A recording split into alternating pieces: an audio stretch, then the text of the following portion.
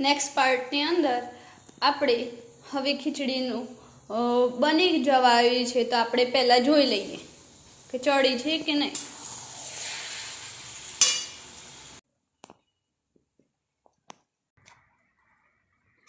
સાબુદાણાની ખીચડી ચડવા આવી ગઈ છે. હવે આને થોડી વાર હલાવવાની છે, પછી આપણે શુગર એડ કરી દઈશું.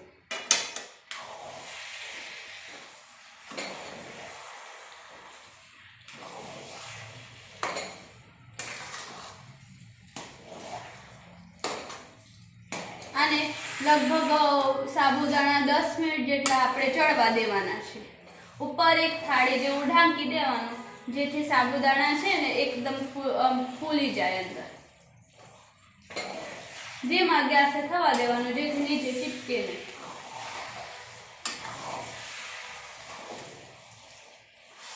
અને આ બધું એડ કર્યા પછી તમને નમક કે મરચું કે ગમે તે જે મસાલા ઓછા લાગતા હોય તે એડ કરી દેવાના.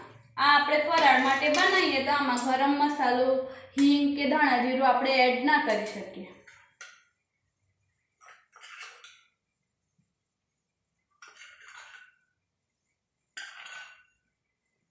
હવે આપણે આની અંદર જે સાકર લીધી હતી તે આપણે આની અંદર એડ કરી દઈશું.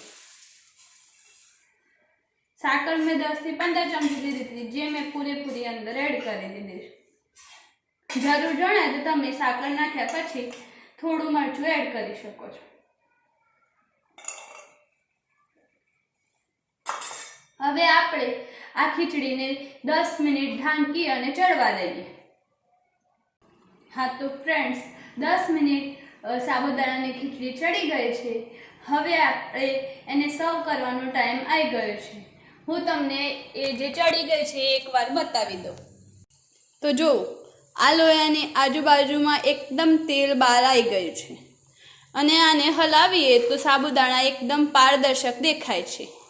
આ ખીચડીની અંદર છે ને તમારે સીંગ એકદમ ઝીણી રાખવાની, અને જે બટાકા હોય જે બાફેલા એના આપણે થોડા મોટા રાખવાના. આ સ્ટેજ ઉપર આપણે ગેસ બંધ કરી દઈશું. હવે આને એક નાની ડીશની અંદર સર્વ કરશું.